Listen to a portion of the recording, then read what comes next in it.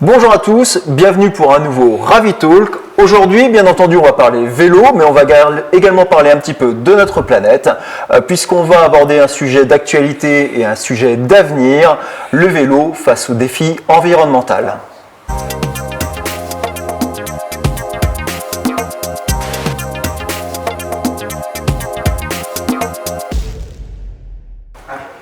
Vélo, environnement, on va attaquer le sujet et essayer de le voir selon différents prismes. Et pour ce faire, on va aborder donc trois parties avec trois invités différents. Nous allons voir déjà tout le travail associatif avec donc Cathy Navot de la MBF. Bonjour Cathy. Bonjour. Nous allons également voir dans une deuxième partie que l'industrie fait également partie de l'évolution et amène des solutions. Et nous avons la chance d'avoir avec nous donc David Turmel de la société Corépil qui est spécialisée dans le recyclage des batteries. Bonjour David. Bonjour Alexandre. Bienvenue, merci. Bonjour à tous. Et enfin, dans la dernière partie de l'émission, nous verrons que la mutation écologique passe également par l'urbanisme et par l'urbanisation. Et nous avons la chance d'avoir avec nous donc Vincent Monod, qui donc est conseiller municipal spécialisé donc au déplacement et à la voirie, c'est ça, pour la métropole de Lyon ? C'est ça, je suis conseiller municipal pour Lyon, également conseiller métropolitain pour le Grand Lyon, la métropole. Bonjour. Bonjour, bienvenue. Eh bien entendu, en dernière et en toute fin d'émission, restez jusqu'au bout puisque nous aurons la partie roue libre, l'instant roue libre, où on va poser toutes les questions qui fâchent un petit peu, les questions d'actualité, celles que vous nous avez posées sur les réseaux sociaux. Alors tout d'abord, avant de commencer l'émission, est-ce qu'on peut déjà mettre vélo et environnement dans la même phrase sans que ça soit choquant ? Ces deux termes qui peuvent s'associer. Est-ce que vous avez là-dessus quelque chose J'imagine que oui, à la MBF, vous avez forcément une idée là-dessus. C'est clairement autour de ces deux mots. Alors plutôt nous VTT, mais bon, oui. VTT c'est toutes les pratiques, ça va du cross-country, du gravel, de l'enduro ou juste de la randonnée. Mais donc VTT et environnement, c'est de là qu'est née en fait l'association en 2008, c'est-à-dire qu'on s'est posé réellement cette question, comment on développe le VTT de demain, comment on le développe avec les territoires, sur les territoires, avec une emprise minimum sur l'environnement et pourquoi pas en aidant même l'environnement dans lequel on évolue, tout simplement. J'imagine qu'au niveau de la ville, c'est pareil, vous avez forcément un parti pris puisque vous êtes aussi un parti écologique aujourd'hui à la tête de Lyon, donc forcément oui. C'est important pour vous. Bien sûr, l'environnement peut être pris à travers diverses facettes. On peut parler de l'environnement au niveau qualité de l'air, et également l'environnement pour tout ce qui est du dérèglement climatique et donc de l'émission de gaz à effet de serre. Et on peut aussi parler du bruit en ville, qui est une source de pollution qu'on ignore souvent, mais et en ça aussi le vélo peut répondre à ces difficultés. D'accord, très bien.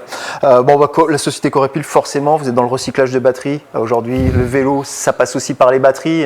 Donc, j'imagine que pour vous, environnement et vélo, c'est deux choses qui vont nécessairement ensemble. Oui, tout à fait. Il faut avant aussi bien utiliser son vélo, le faire bien entretenir sa batterie et la faire durer le plus longtemps possible. Et justement, c'est là où on a le moins d'impact sur l'environnement. Et on va revenir à tout ça plus spécifiquement dans chacune de vos parties. Et on va d'ailleurs commencer tout de suite avec la première partie. Les associations sont sur le front avec la MBF.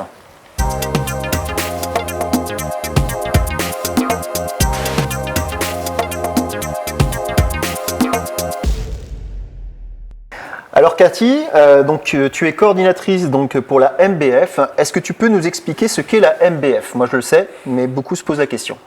Alors oui, la Mountain Bikers Foundation, on appelle souvent la MBF, c'est beaucoup plus simple comme ça.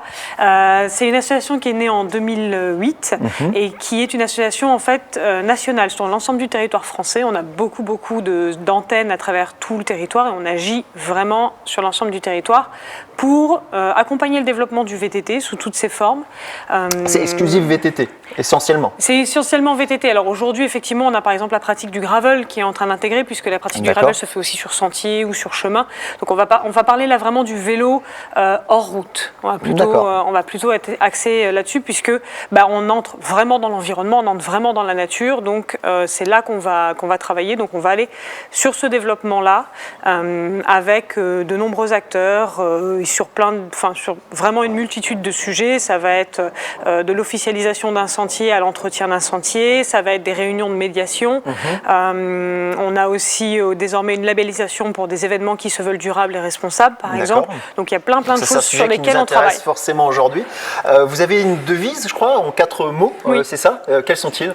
Alors, agir, communiquer, préserver, rouler. D'accord. Parce qu'effectivement, avec ces 4 mots-là, on a vraiment la philosophie, parce que c'est bien voilà, de communiquer, mais il faut agir, c'est bien de vouloir préserver, mais on est là pour rouler aussi, donc voilà, on fait un peu de tout. Voilà, mais voilà, rouler n'empêche pas de préserver et n'empêche pas d'agir et d'avoir voilà, une action globale qui soit en lien avec la nature et sa protection.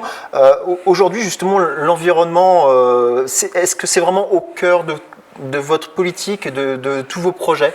Voilà, quelle est la part de l'environnement, ou est-ce que c'est vraiment le développement du VTT pour le fun?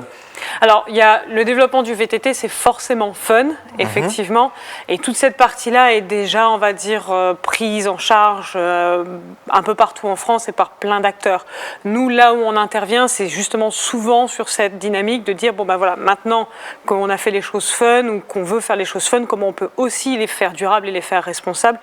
L'objectif, c'est que nos sentiers d'aujourd'hui, ils nous servent dans 10 ans, dans 20 ans, dans 30 ans, dans 40 ans, enfin vraiment qu'on puisse pérenniser. Et il y a plein de choses à faire autour de tout ça, de la création du sentier au départ, dans la façon dont il va fonctionner. On parle création sentier, justement, on va envoyer une petite vidéo qui va nous permettre de voir un petit peu une de vos actions, et on en parle juste après. Salut les mountain bikers, on est avec la MBF aujourd'hui en Tarentaise. On a un groupe d'une petite trentaine divisé par 10 pour l'entretien des sentiers du côté de Pesé-Valandry, pour l'action Nos sentiers ont besoin d'amour. Venez avec nous.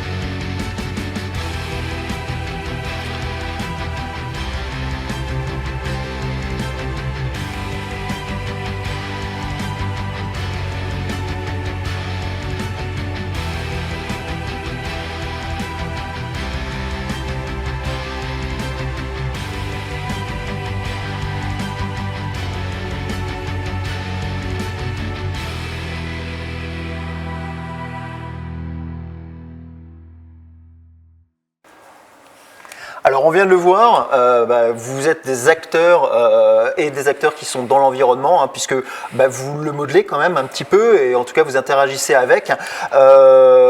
Aujourd'hui, quelles sont les actions concrètes que vous avez, vous, à l'MBF, et qui sont en rapport justement avec l'environnement et sa protection aussi? Est-ce que tracer, c'est aussi protéger un petit peu la nature? Comment ça se passe?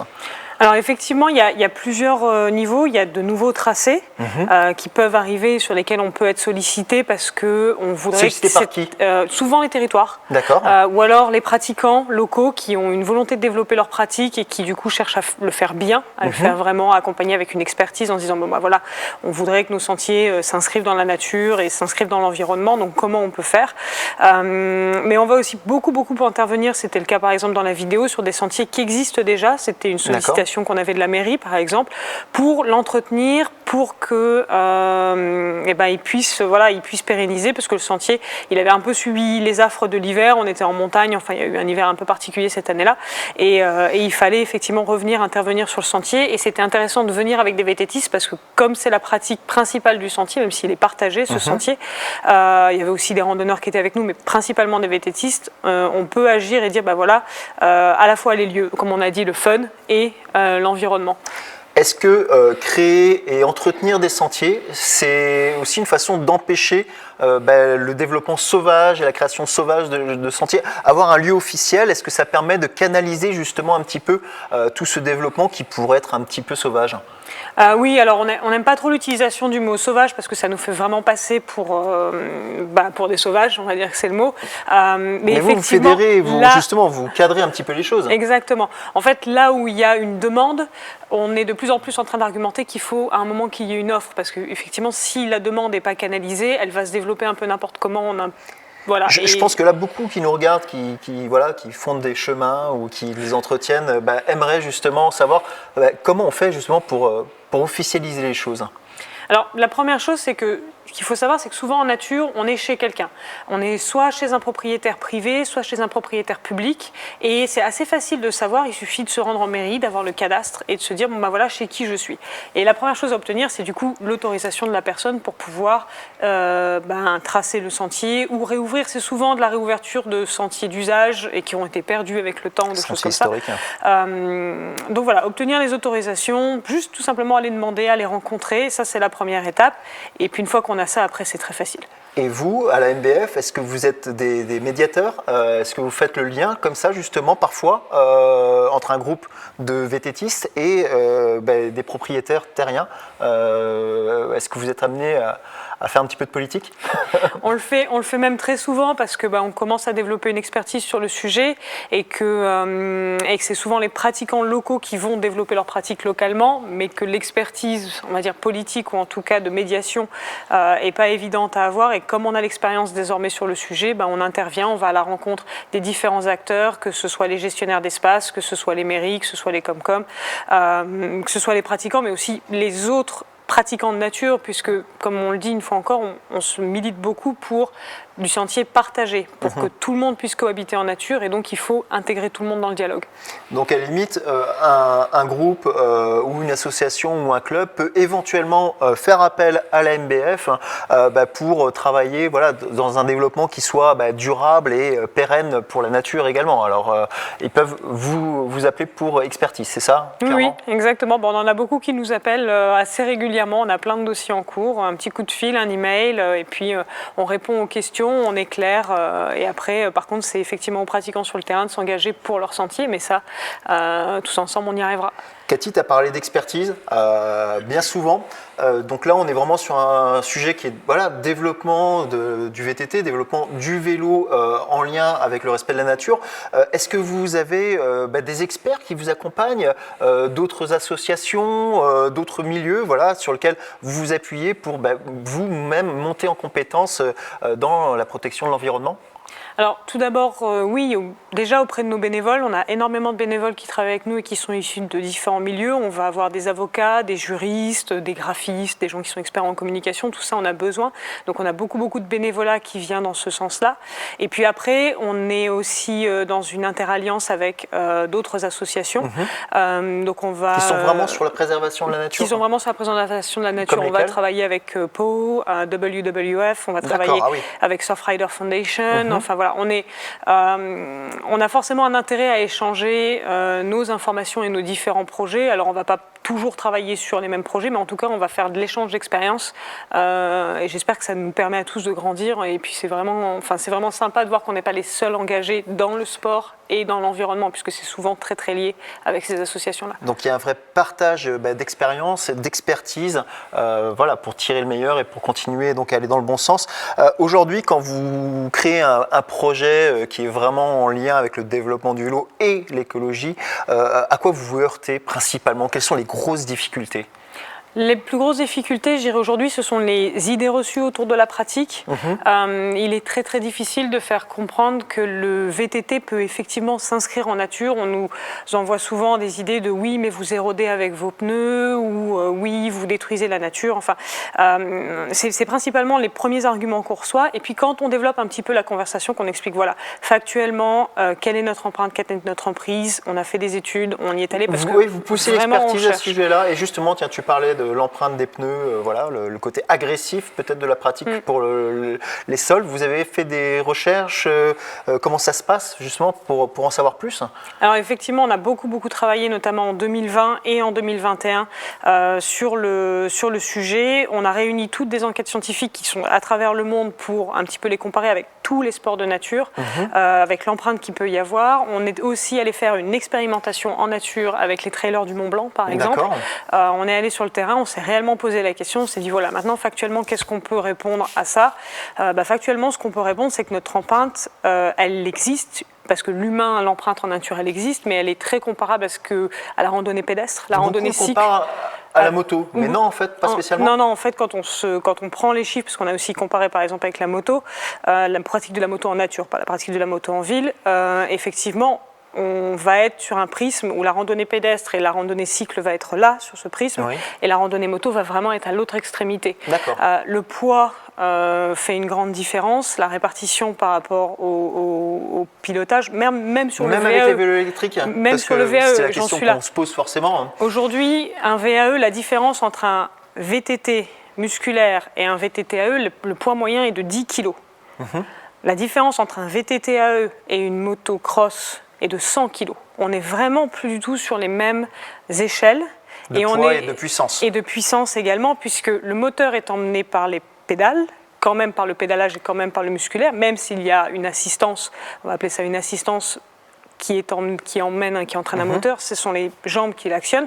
On n'est pas effectivement sur on met les gaz et la roue arrière se met, on va dire, en rotation toute seule. Donc un impact bien moindre. Et du coup, alors vous avez des actions terrain, création, entretien des sentiers, vous unifiez, vous êtes dans la communication, vous aidez à communiquer avec les propriétaires, avec les communes aussi, visiblement. Et finalement, oui, la recherche et puis essayer de comprendre, ça fait aussi partie de votre travail associatif, pour le coup, puisque tu nous parles de ces études. Vous avez d'autres projets, pour le coup, pour les années à venir, là aussi, dans les études, ou c'est quoi les gros projets de la MBF, par exemple, pour 2022 ou pour l'avenir? Comme tu le disais, on travaille énormément avec les territoires, mais aussi avec les organisateurs d'événements, avec d'autres choses comme ça. Donc on a développé, là très récemment, notre projet Endurable, qui tourne beaucoup plus autour de la pratique de l'enduro qui se fait sur sentier partagé mais à profil descendant, puisque c'est une des dernières pratiques à la mode qui est très pratiquée et puis qui peut paraître un peu engagée, donc peut faire parfois, on va dire, peur et être impressionnante, même si l'accidentologie n'existe pas, on le répète beaucoup, l'accidentologie réelle sur le terrain n'est pas avérée, elle n'existe pas, mais par contre le sentiment de peur et d'impression, on peut le comprendre et donc on le conçoit. Donc on a créé Endurable pour pouvoir accompagner les territoires dans le développement du vélo enduro, pour pouvoir accompagner les organisateurs pour des événements plus pérennes, plus durables, donc aller entretenir les sentiers après les événements, faire des états des lieux, utiliser des matériaux recyclables par exemple pour les trophées, mais aussi pour la signalétique, plein de choses comme ça. Donc ça c'est vraiment notre gros développement, le dernier en cours.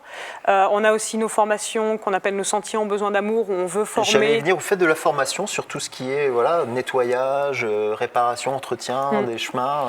Alors formation est un bien grand mot, mais c'est plus de la sensibilisation et de l'accompagnement. Et effectivement, on va faire des actions de nettoyage.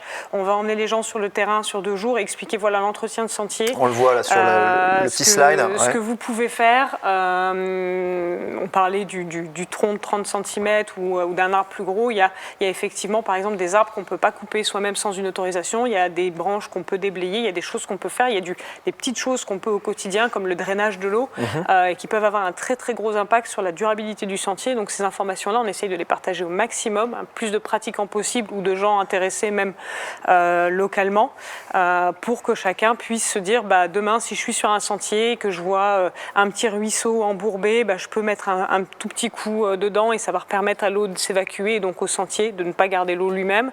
Voilà, plein de choses comme ça. Plein d'actions. En tout cas, si vous vous posez certainement des questions, vous avez certainement des questions à poser à la MBF.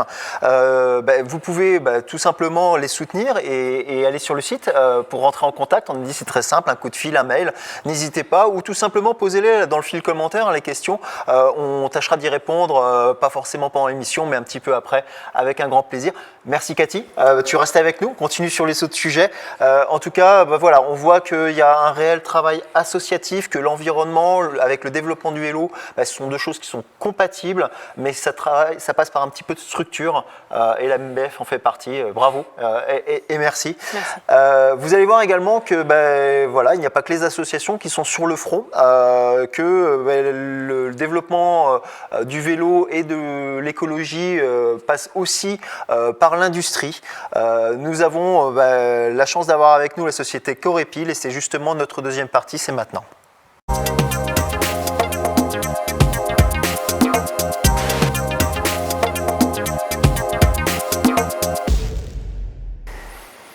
Donc Donc nous avons la chance d'avoir avec nous aujourd'hui une société, une industrie qui s'est présentée à nous, enfin qu'on a contacté, qui a bien voulu jouer le jeu, puisque donc c'est la société Corepil avec David Turmel. Bonjour David, rebonjour. Bonjour Alexandre. Vraiment merci d'être venu et d'être venu participer à ce sujet sur le vélo et l'écologie.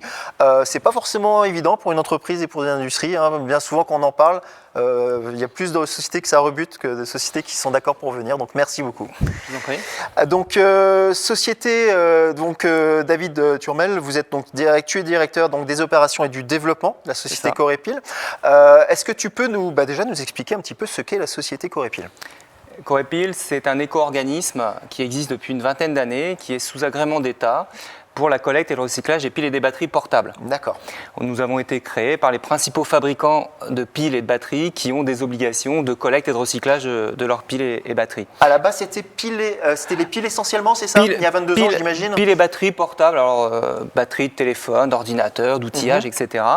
D'ailleurs, Corepil, c'est l'acronyme de collecte, recyclage, piles. On l'a sur le petit slide qu'on a que vous avez à l'écran, justement. Voilà. Et donc, nous sommes sous un agrément d'État et depuis 3 ans, à la demande des gens de l'Union Sport et Cycle, nous avons initié la collecte et le recyclage des batteries de mobilité électrique. Alors, vélo, trottinette et engins de déplacement personnel. C'est le sujet qui nous intéresse aujourd'hui, pour le coup, forcément. Bien sûr. D'accord. Donc aujourd'hui, votre activité va donc de la collecte et du recyclage donc des piles, des batteries de véhicules lourds, j'imagine, quand même, automobiles. Non, uniquement la petite mobilité. La petite mobilité. Petite mobilité. La voiture électrique, c'est un petit peu à part quand même parce que ce sont des grosses batteries et ça reste dans des circuits spécifiques garage. Donc petite mobilité, c'est quoi ? C'est vélo, c'est quoi d'autre ? C'est ça, c'est tout ce qui est déplacement, engin de déplacement personnel motorisé. Donc c'est toutes les batteries qui vont à peu près au maximum jusque 20 kg.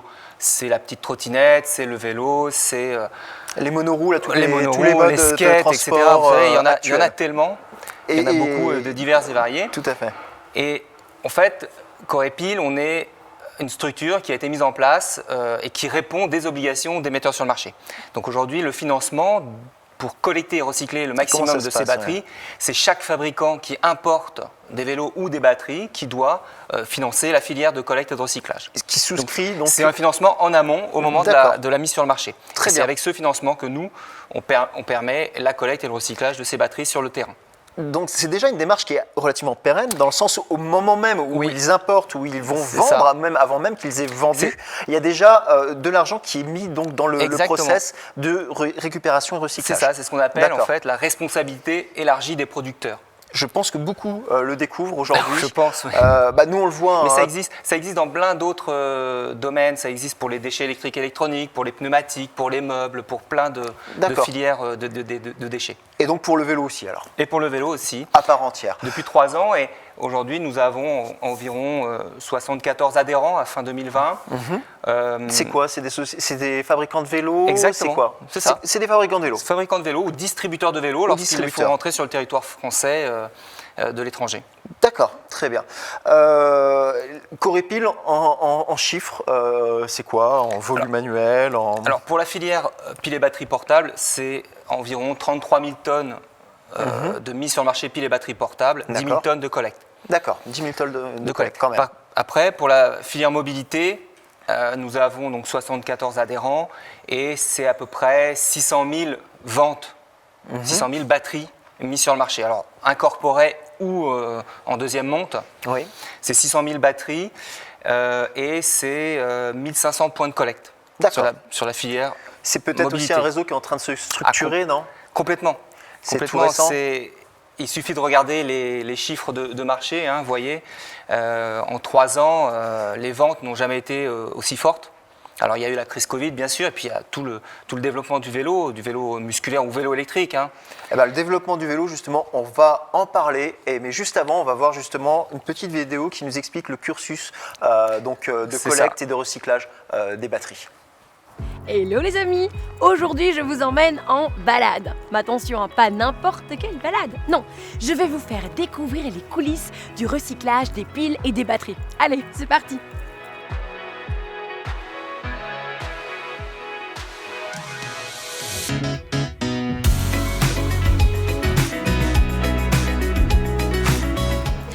je recycle ma vieille batterie de vélo. Pour ça, je vais l'emmener dans le magasin où j'ai acheté mon vélo. Les batteries de mobilité vont dans des fûts spécifiques pour ensuite partir au centre de traitement. Bon, maintenant que nos batteries sont entre de bonnes mains, allons voir de plus près ce qu'il se passe dans ces fameux centres.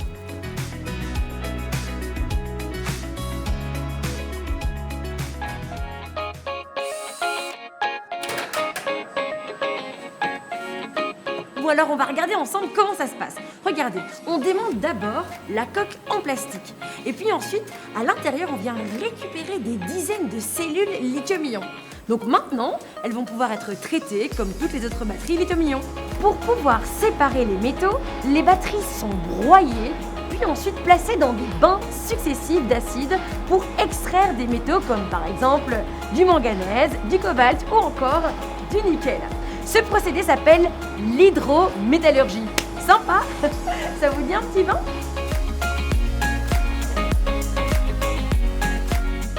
Bon, vous l'aurez compris, toutes les piles et batteries récupérées sont triées et recyclées pour que l'on puisse récupérer jusqu'à 80% des métaux qu'elles contiennent, pour enfin créer de nouveaux objets. En recyclant nos piles, on évite ainsi tout risque de toxicité et surtout, on préserve nos matières premières. Bon les amis, ma mission du jour est terminée, je filais pour une nouvelle aventure. À très vite!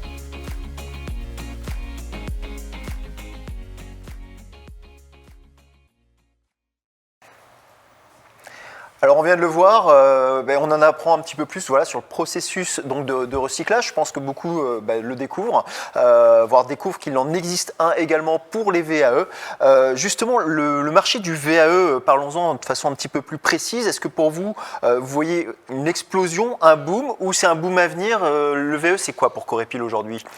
Alors aujourd'hui, les chiffres parlent d'eux-mêmes. Vous voyez, 1,3 million d'engins de mobilité mis sur le marché, c'est à peu près 50% de vélos, 600 000 unités de vélos à assistance électrique. Et les projections, c'est multiplié pratiquement par 2 d'ici 2025. D'ailleurs, on se compare un petit peu avec les chiffres des Allemands, ils sont déjà, eux, à 1,5 million de vélos déjà. D'accord. Et du coup, vous avez un recul sur quelle va être votre activité à venir? Parce que nous, on le voit quand même que il y a un boom du vélo électrique depuis 3 ans. On en parlait tout à l'heure ensemble. Peut-être qu'on n'est pas encore arrivé à maturité pour le recyclage puisque les batteries ne sont pas encore à terme. Quand est-ce que ça va arriver justement tout ça? Eh bien, on estime que la durée de vie des batteries de vélo, c'est entre 5 et 7 ans. On n'a pas vraiment de recul. Après, j'incite vraiment les gens à entretenir le mieux possible leur batterie, parce que c'est ça le premier geste environnemental. C'est de bien entretenir sa batterie, c'est de la recharger régulièrement, c'est de ne pas la laisser très longtemps dans les règles. D'ailleurs, on a fait un petit cahier spécial pour expliquer comment bien entretenir son vélo. On peut le retrouver sur le site? On pourra le trouver sur le site, bien sûr. Et aujourd'hui, donc, on est sur une collecte d'environ une centaine de tonnes de batteries, mais on s'attend, bien sûr, avec les volumes qui se mettent sur le marché aujourd'hui, à multiplier ces réseaux de collecte. Donc vous vous y préparez, j'imagine? Oui, justement. Vous y préparez dans le réseau de collecte, mais également peut-être derrière dans l'infrastructure, dans les process? Oui, notamment on met à disposition des magasins ou des points de collecte, des services de réparation, des centres techniques. On met à disposition du matériel de collecte. Alors on le voit, voilà. Vous avez 2 types, vous avez des bacs plastiques et des fûts métalliques qui sont spécifiquement adaptés à la collecte et au recyclage des déchets de batterie. D'accord. Parce que ce sont des déchets et donc il y a des réglementations particulières à suivre. Donc ça aujourd'hui avec votre réseau de collectants, entre guillemets, c'est vous qui mettez à disposition? On met à disposition gratuitement des magasins qui nous en font de la demande. On leur donne le matériel pour qu'ils puissent stocker chez eux, sur leur site, les batteries proprement et permettre le transport. On leur donne également des fascicules pour comment bien remplir ces conteneurs. À vous qui nous regardez, si vous n'êtes pas des particuliers, mais vous êtes des professionnels du cycle, et que vous vous posiez la question sur la démarche, vous pouvez tout à fait contacter donc Corépil pour faire partie du réseau de collecte finalement. Exactement. Parce que de toute façon, un jour ou l'autre, la question se posera, la question elle viendra d'un client, qui sera sensibilisé, alors autant l'être nous aussi. Donc tout un réseau de collectants, et pour le coup, pour absorber les volumes qui vont être exponentiels, comment ça va se passer? passer, ça passe par quoi? Des nouvelles méthodes, des nouvelles machines, ça fonctionne. Enfin, Alors, ça doit être compliqué pour vous anticiper tout ça. oui et non, parce que le recyclage des batteries de vélos électriques sera intimement lié au recyclage des batteries de voitures. D'accord. Ou de bus ou de camions, etc. Donc les volumes sur ces déchets automobiles sont tels que la quantité de batteries de vélo sera absorbée assez facilement par ces unités de traitement. D'accord. Il y a beaucoup de projets en phase de Finalisation. sur comment recycler les batteries. Il y a différentes voies. On a vu là tout à l'heure celle sur la vidéo qui consiste à faire de l'hydrométallurgie, c'est-à-dire qu'on va aller chercher, on va attaquer chimiquement finalement la matière active de la batterie pour séparer les différents métaux. Mais il existe d'autres techniques comme la pyrométallurgie où là on va attaquer par le feu pour récupérer différents métaux. L'objectif, dans c'est les de batteries. recycler un maximum de matériaux. Vous arrivez à quel niveau, à quel pourcentage à peu près? Aujourd'hui, on est sur un taux de recyclage environ 65%. D'accord. Et les nouvelles technologies, bien sûr, ou les nouvelles techniques, c'est toujours le maximum d'aller chercher le plus possible de matériaux. Et c'est vous pas toujours- espérez à terme arriver avec le développement des nouvelles méthodes, des nouveaux... C'est difficile à dire aujourd'hui. J'imagine. Difficile à dire parce qu'en fait, des fois, il y a certains matériaux qui ne sont pas recyclables. Hein. Le plastique, c'est un peu difficile. Ou certains éléments en faible concentration qu'il est compliqué d'aller chercher. Donc 65% possibilité de recycler votre batterie, donc ne la laissez pas traîner dans le garage, ramenez-les à un point de collecte, il y a possibilité d'en faire quelque chose et c'est même pris en charge entre guillemets par les fabricants puisqu'ils payent à la base pour ça. C'est bien ça. Ah, C'est bien ça. Donc c'est vraiment une démarche citoyenne finalement à avoir d'aller à un point de collecte. C'est pour l'environnement, mais c'est également citoyen. Et c'est sans frais à part un petit déplacement, une batterie à la main quoi finalement. Ouais, souvent, on vient au magasin pour se faire changer la batterie aussi. Oui, donc c'est l'occasion de faire d'une pierre deux coups. Alors, pour le coup, l'avenir, vous le voyez comment au niveau de votre marché, certes, mais également des batteries, ça va s'améliorer. On va aller vers des process qui vont être de plus en plus sains pour la planète. Comment ça va se passer pour Corépil dans les années à venir? Vous avez une vraie démarche à ce niveau-là? Alors, oui, on suit les projets de recyclage, notamment la pyrométallurgie, qui est une voie intéressante, Oui. puisque tout de suite, les métaux qui sont contenus dans le déchet de pile ou batterie vont être fabriqués tout de suite sous forme d'un alliage métallique. Donc il y a une utilisation. On va récupérer les métaux, pas forcément pour refabriquer des piles ou des batteries, mais pour fabriquer d'autres objets de la vie courante. D'accord. Et ça, c'est très important. Mais avant aussi de parler recyclage, il faut toujours, ce que je disais tout à l'heure, essayer de faire durer le plus longtemps possible les objets. C'est ça le plus important, toujours. Oui, on ne peut pas être dans une démarche exclusive de consommateur. Je consomme mon produit, je le jette. Non. Il faut aller dans une démarche qui soit progressiste et durable. Nous, c'est des conseils que l'on donne régulièrement à nos clients parce que oui, l'utilisation, le stockage d'une batterie sont des choses qui sont primordiales. Sachez-le, une batterie, ça ne se garde pas dans des températures qui sont trop extrêmes ou trop basses. C'est température ambiante, voilà, ça se stocke à température ambiante. Du coup, j'imagine que et peut-être au niveau de l'urbanisme, vous voyez, une trottinette électrique avec une batterie qui reste dehors à moins 5 degrés, ça ne va pas du tout dans le sens du développement durable. Pour le coup, c'est des choses que vous ne conseillez pas non plus, j'imagine. L'humidité oui. et la batterie, en général, ça ne fait pas bon ménage. Ouais.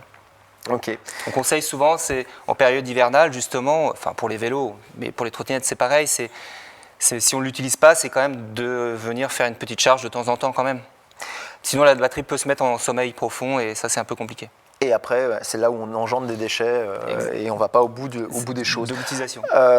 Aujourd'hui, quels sont vos points de difficulté dans vos axes de développement? C'est quoi? C'est la communication avec trouver des points de collecte? C'est quoi? C'est avec les municipalités? Est-ce que vous avez un message à passer aux associations, aux collectivités, aux communes, justement? Il y a des choses à faire avec eux, à améliorer encore? Alors, en effet, oui, l'enregistrement des points de collecte, ça, c'est un point important. Aujourd'hui, on a encore beaucoup de points de collecte à enregistrer puisque le retour des batteries n'est pas encore engagé. Et il y a beaucoup de ventes aujourd'hui, les consommateurs n'ont pas encore à ce stade-là. On n'est pas encore au stade où vraiment beaucoup de gens rapportent les batteries dans leur point de vente. Et puis, bien sûr, il y aura beaucoup de travail avec les collectivités locales. Il y a beaucoup de flottes de vélos, de location de vélos, de plus en plus. Donc, il faudra aller chercher aussi ces batteries sur les centres de réparation, auprès des collectivités locales. On va bientôt rentrer dans cette ère, cette nouvelle ère, entre guillemets, où on n'en est plus juste à la mise en vente, mais maintenant, on en est justement à la seconde vie du produit. Très bien. Merci beaucoup, David. Et vous voyez le slogan, les batteries de cycle, ça se recycle. Bah oui, mais il faut. Et vous qui nous regardez, on vous invite justement à aller voir votre point de vente, renseignez-vous. Est-ce qu'ils sont référencés? Est-ce que c'est un point de collecte? Vous pouvez même vous-même faire de la pédagogie auprès d'eux. Voilà, inscrivez-vous, ça coûte rien. Il y a même le matériel qui est fourni et ça va dans le sens de notre planète, donc dans le collectif. Et c'est une bonne démarche à faire. En tout cas, merci David. On en a appris beaucoup plus sur cette industrie du recyclage. C'est une bonne chose qu'elle existe. Il y a plein de choses à améliorer, mais ça va vraiment dans le bon sens. On va maintenant passer à la troisième partie. Vous allez voir qu'il n'y a pas que les associations, il n'y a pas que l'industrie qui est en mutation. Nous avons également donc, la mutation écologique qui passe par les villes, par l'urbanisme, et on en parle tout de suite dans la troisième partie.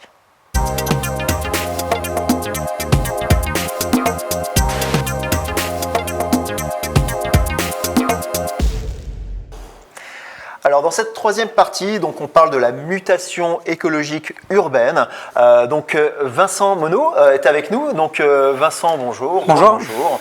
Donc tu es conseiller donc à Métropole, voirie et déplacement. Qu'est-ce que c'est cette fonction? Oui, alors je vais récapituler. Effectivement, je suis conseiller métropolitain. Vous savez que la métropole de Lyon est aujourd'hui une collectivité qui a des compétences propres. C'est un cas vraiment unique en France, l'organisation de la métropole.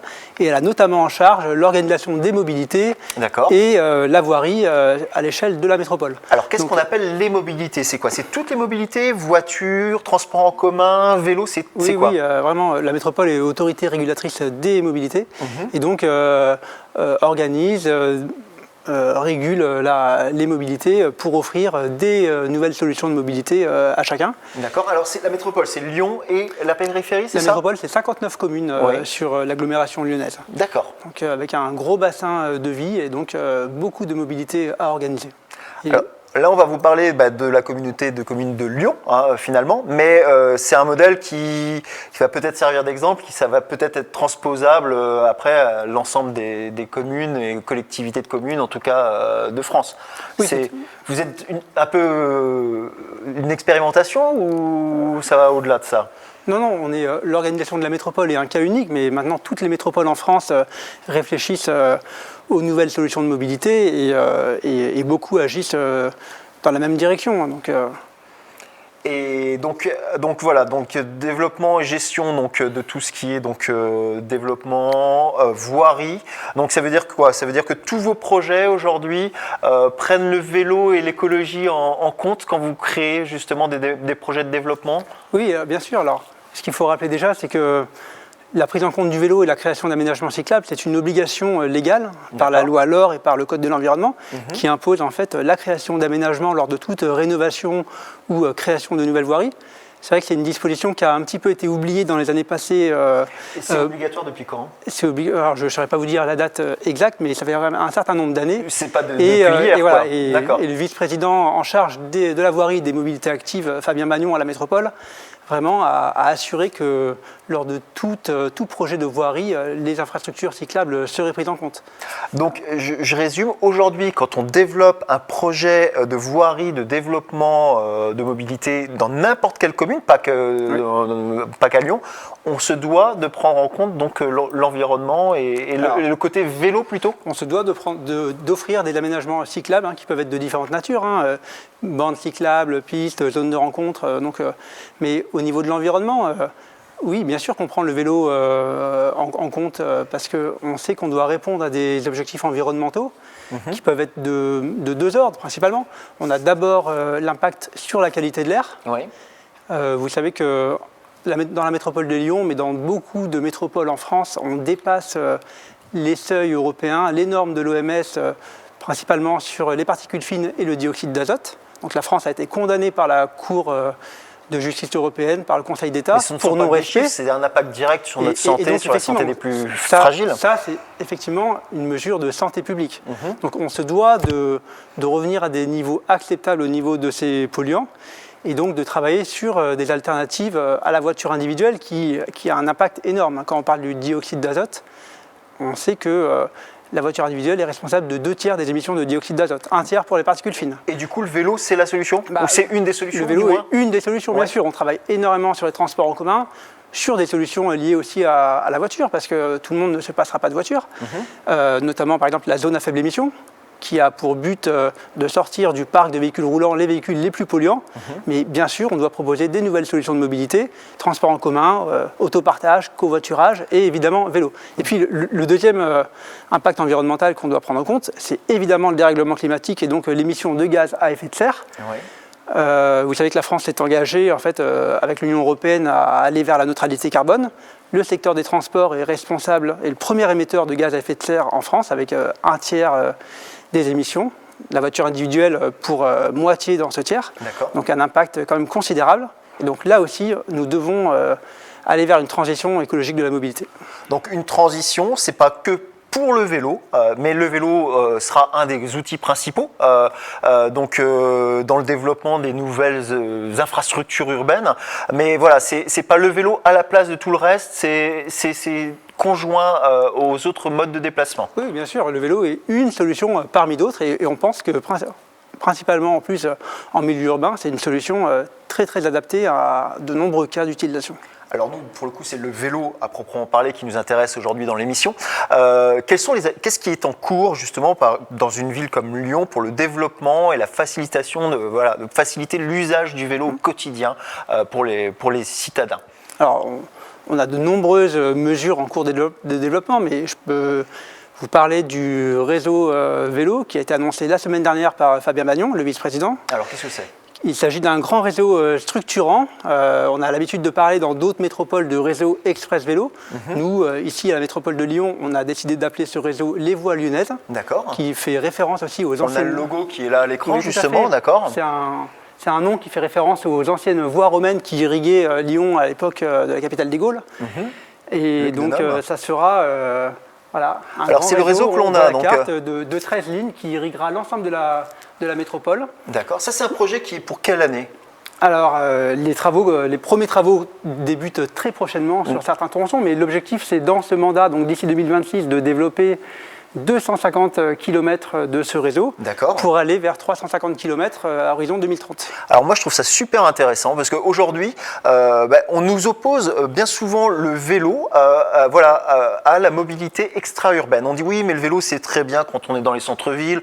Globalement je résume, c'est pour les bobos du centre-ville. Moi je suis à 10 km. Je ne peux pas traverser en toute sécurité toutes les petites villes périurbaines.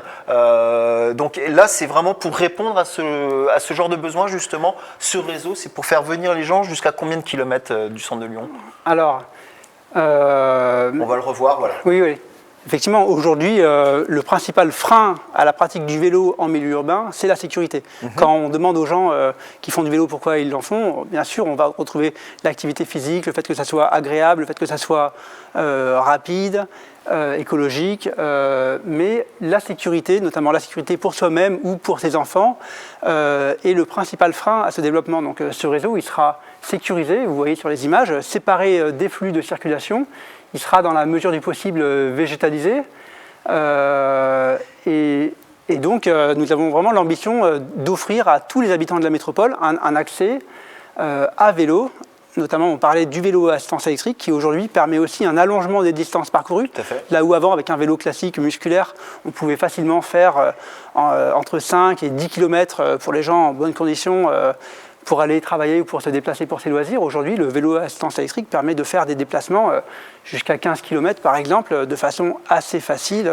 On a vu sur le plan, le schéma, j'ai l'impression qu'on peut arriver quand même de très loin finalement, puisqu'on a quand même des villes qui sont très éloignées. Je vois donc Givors, on est quoi au moins sur une vingtaine de kilomètres, je dirais, facilement du centre de Lyon. Oui, tout à fait.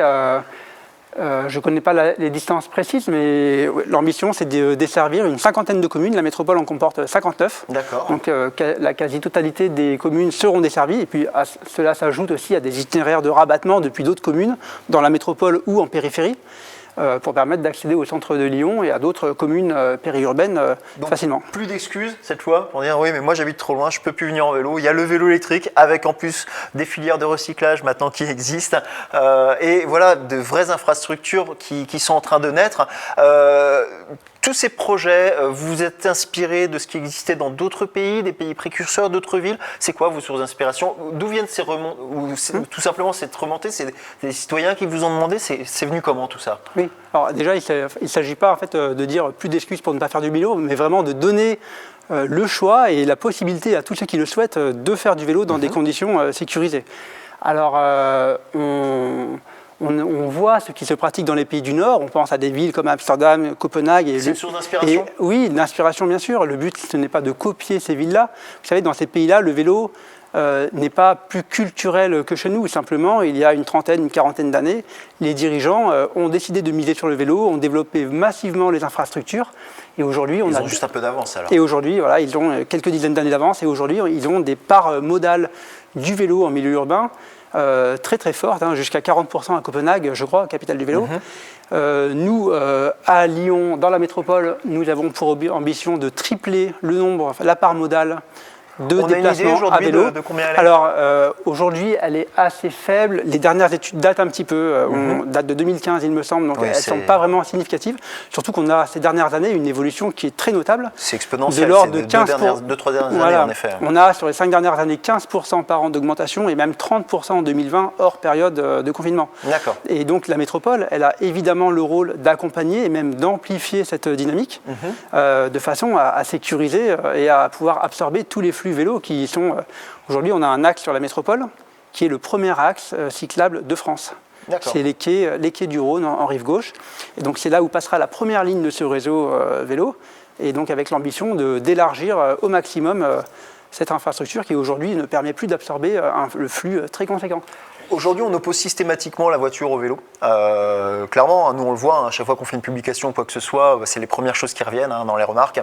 Mais finalement, désengorger la ville de voitures entre guillemets inutiles au profit du vélo, c'est aussi de laisser un peu plus de place pour les gens qui n'ont pas le choix que de prendre leur voiture finalement pour aller en ville. Ça permet peut-être un meilleur équilibre de l'ensemble. Oui, en ville aujourd'hui, on a entre 60 et 70% de l'espace public qui est vraiment dévolu au trafic motorisé. C'est un pourcentage qui ne reflète absolument pas la part des véhicules motorisés dans les déplacements. Et donc on a un nécessaire rééquilibrage à faire au profit des modes actifs. La marche à pied, bien sûr, qui est le premier moyen de déplacement en ville, loin devant tous les autres, mais aussi le vélo. Et donc le vélo n'est pas à mettre en opposition à la voiture. Néanmoins, on doit donner plus de place à ces déplacements afin d'offrir cette alternative. Et ça a aussi l'effet de libérer la voirie pour les gens qui ont un vrai besoin de leur voiture. C'est le cas de certaines personnes. Mais on est quand même dans une ville où 60% des déplacements faits en voiture font moins de 3 km. Donc pour être vraiment fait en vélo sans aucun problème. En tout cas, c'est un très beau projet. Comment s'appelle-t-il ce projet qui est en train de naître, qui est en train de commencer justement, les Voies Lyonnaises? Il s'appelle les Voies Lyonnaises. Les premiers travaux seront effectués cet automne. D'accord. L'ensemble du réseau a été annoncé et donc on va faire les travaux tronçon par tronçon avec plusieurs lignes en parallèle. Et puis c'est un réseau qui va se construire au fil des années à venir. Amis lyonnais, si vous voulez voir, si vous allez bientôt pouvoir utiliser, alors je sais que vous n'aimez pas ce mot, mais une grande voie plutôt qu'une autoroute pour aller d'une banlieue au centre de Lyon pour aller travailler, vous pouvez vous renseigner. Et vous qui n'êtes pas de Lyon, pourquoi ne pas vous renseigner ou en parler à vos élus voilà, pour immiscer un petit peu l'idée et pourquoi pas la faire naître dans le développement, pour le développement de votre ville et puis de votre quotidien. On a parlé de sécurité, là c'est la sécurité des personnes qui sont en mode de déplacement. Est-ce qu'il y a d'autres projets de sécurité? Parce que moi je pense un peu plus au vélo par exemple pour une ville comme Lyon, parce que ça passe par là le développement du vélo. Où est-ce qu'on le met? Est-ce qu'on va se le faire voler, casser? Oui, tout à l'heure vous citiez des exemples de villes, et donc on parlait des villes des pays du Nord. Aujourd'hui, on s'inspire, sans vouloir copier un modèle, on s'inspire quand même de ce qui se fait dans ces pays-là. Et donc, on a des projets de développement de stationnement sécurisé. On pense au parking à vélo, par exemple, de Utrecht, avec des milliers de vélos dans des grands parkings. À Lyon, on a des vélostations en cours de construction, que ce soit à proximité des gares, Pardieu ou Perrache, pour que les gens puissent facilement, donc avec des capacités de 1000 à 2000 vélos. Ah oui, quand même. Oui, 2000 en tout à la Pardieu et un petit peu moins de 1000 à Perrache, il me semble. Et donc, ça permettra l'intermodalité, ça permettra aux gens de laisser leur vélo, de prendre un train ou de prendre les transports en commun de façon sécurisée. Donc, tout ça, on n'essaye pas de copier un modèle d'une autre ville, mais de trouver un modèle à la lyonnaise en s'inspirant de toutes les pratiques. Ouais. D'accord. Eh bien, Lyon, une ville qui sera vraiment une ville très agréable à deux roues bientôt, future capitale française du deux roues peut-être. Bien sûr, et puis on parle du deux roues, du vélo en tant que déplacement individuel, mais il ne faut pas oublier aussi les autres usages. Aujourd'hui, il y a un développement des vélos cargo qui offre de nombreuses solutions en plus des déplacements individuels. Par exemple, la livraison du dernier kilomètre en mode totalement décarboné avec des vélos cargo. On a de plus en plus d'artisans également qui en utilisent pour leur activité professionnelle. On s'en rend compte, nous aussi. Certains artisans, bien sûr, portent des charges très lourdes qui ne leur permettent pas. Mais on a beaucoup d'artisans qui se déplacent en vélo cargo et bien plus simplement qu'en utilitaire en villa. C'est moins de stress aussi. Et oui. En vélo. Il y a un bienfait, qui est également pour soi-même en plus de l'environnement. Vincent, merci beaucoup pour tous ces développements. On a hâte de voir tout ça, on a même hâte d'être sur les routes pour pouvoir venir travailler tranquillement en vélo, sans danger. On va passer maintenant à la dernière partie. La dernière partie, c'est l'instant roue libre. On va passer un petit peu sur les questions qui fâchent maintenant.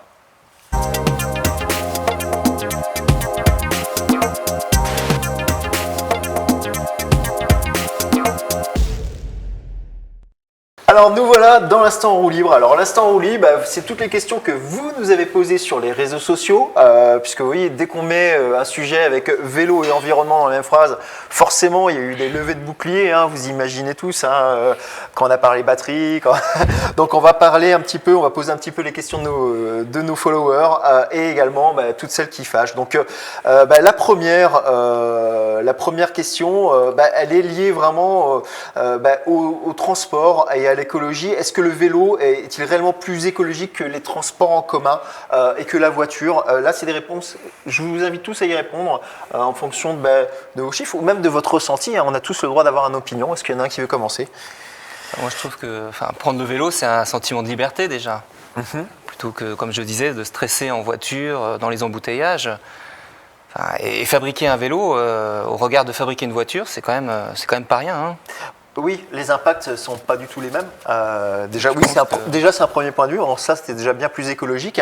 Au niveau, vous avez des études au niveau de les villes, tout ça, voilà, l'impact du vélo vs l'utilisation du transport en commun ou de la voiture?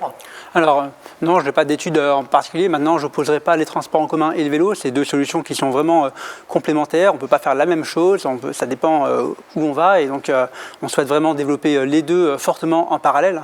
Après, par rapport à la voiture, oui, bien sûr que le vélo est plus écologique, que ça soit au niveau de l'utilisation des matériaux, métaux, terres rares, pour les batteries. Parce que même en parlant des véhicules électriques, on a un ratio de 100 à 150 entre une batterie de vélo électrique et une batterie pour voiture électrique. De 100 à 150 il me semble qu'une batterie de voiture électrique, on est plutôt dans l'ordre de 300 kg, là où les batteries de vélo feront 3 kg. Donc on ne peut pas vraiment comparer l'impact. Et tout ça pour transporter bien souvent une personne. Oui, tout à fait. C'est des chiffres que vous voyez également, cette différence entre les batteries véhicules lourds, on va dire, et de mobilité? Non, on ne regarde pas ces choses-là. Non. D'accord. Et alors j'avais une question qu'on m'avait posée parce que on nous avait dit le vélo comme moyen de transport écologique c'est bien beau mais c'est destiné aux bobos des centres-villes. Les gens normaux, ceux qui viennent, en tout cas toutes les autres personnes qui viennent des périphéries peuvent pas l'utiliser. Vincent, tu as donné un élément de réponse à ça. Est-ce qu'aujourd'hui, vous, par exemple, à MBF, vous avez des projets comme ça pour relier un petit peu aussi les petits villages aux villes? Est-ce que ça va dans le sens de l'actualité? Est-ce qu'on est dans ce mouvement-là aujourd'hui? Alors, on n'est pas, ça fait pas partie de notre rôle, mais par contre, quand on travaille avec des territoires sur l'accès en nature, on ne va pas parler seulement de développer les sentiers ou de comment entretenir les sentiers, mais peut-être comment arriver jusqu'au sentier. Vous avez des projets comme ça aujourd'hui, où on pose des questions?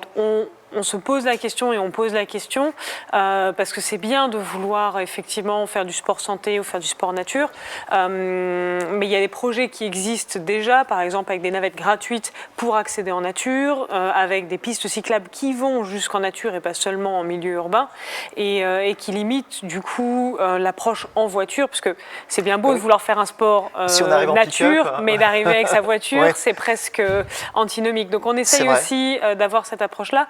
Moi, je viens du vélo par le vélo urbain, c'est-à-dire que je prenais les transports en commun, et puis c'était très loin, j'avais 2 changements, voilà. Et le jour où j'ai appris que sur les 13 km que j'avais à faire à vélo, il y en avait 10 en piste cyclable sécurisée, bah, ce jour-là, je me suis mise à faire du vélo. C'est comme ça que je suis arrivée au vélo avant même d'arriver au VTT. Et c'est vrai que ça a tout changé pour moi parce que ça a changé beaucoup au niveau de ma santé physique. Ça a changé aussi beaucoup au niveau de ma santé morale. J'aime beaucoup les transports en commun, On mais parlait c'est de un la niveau, santé tout à l'heure, clairement. c'est un niveau de stress qui est pas forcément le même. Et c'est vrai que le vélo, Déjà, c'est un temps incompressible. voilà. Donc on doit être philosophe et se faire une raison. J'en ai pour tant de temps et que je cherche à aller beaucoup plus vite ou pas, je vais pas gagner des heures et des heures, quoi. Voilà.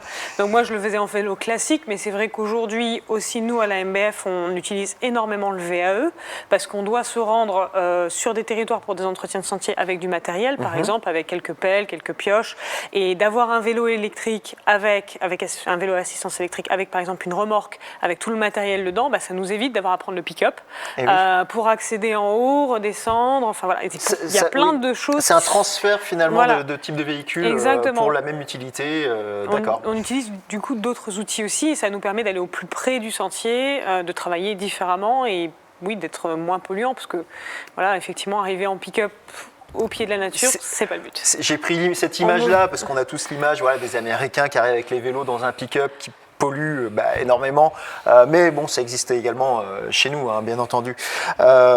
Aujourd'hui, comment faire évoluer les choses et influer donc sur le verdissement de ce milieu et de cette économie?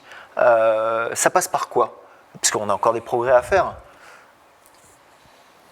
Que ce soit au niveau économique, les industries, comment faire évoluer encore un petit peu plus vite les choses? Aujourd'hui, on a une économie circulaire qui se crée au milieu du vélo, dans le milieu du vélo, avec de plus en plus d'ateliers d'autoréparation, d'ateliers de recyclage du vélo. Dans Lyon, on a de nombreux ateliers dans les arrondissements qui se créent. Pas plus tard que cette semaine, on inaugurait un nouvel atelier au profit du foyer Notre-Dame des Sans-Abris, donc à travers la réparation, la revente de vélos d'occasion. Donc il y a là toute une économie circulaire qui peut permettre aussi à de l'insertion professionnelle qui se crée dans le domaine du vélo. À la métropole de Lyon, par exemple, nous avons lancé aussi un plan que l'on appelle 10 000 vélos, qui a pour but de recycler donc 10 000 vélos à terme pour faire des prêts gratuits aux jeunes, aux étudiants, souvent précaires. Et donc, ce qui leur permettra d'avoir un vélo recyclé, donc avec un moindre impact environnemental, et puis de se mettre au vélo. Ok. Durabilité. La durabilité, utiliser le plus longtemps possible son vélo, le réparer, faire durer le plus longtemps possible sa batterie, l'entretenir, éventuellement la réparer, ça existe. Hein, il existe des centres de réparation pour les batteries aussi. Donc, mais plus ils vont les faire durer, moins vite elles arriveront chez vous. Mais c'est bien. Elles reviendront quand même un jour. Elles reviendront un jour, mais plus longtemps. Voilà, donc ça passe par là. Et comme disait Vincent, ça crée aussi de l'emploi, hein, ce développement. Et non délocalisable, il est ici. Hein. Il est ici, c'est peut-être ça aussi la solution, c'est de le voir aussi comme une ressource finalement personnelle et collective en termes d'emploi, en termes en termes d'activité et en termes également au niveau associatif, voilà, passer son temps, rencontrer des gens. Le vélo est un axe de développement durable, collectif et pérenne. En tout cas, c'était un sujet qui était très intéressant. Je vous remercie tous. J'espère que ça vous a intéressé autant que ça a été agréable pour nous d'en parler ensemble. Maintenant, la balle, elle est dans votre camp. Vous prenez votre vélo, vous laissez la voiture au garage et surtout, vous essayez d'avoir une action collective et pérenne pour notre nature. Ça nous a fait vraiment un grand plaisir de partager ce moment. On vous dit à bientôt pour une prochaine émission.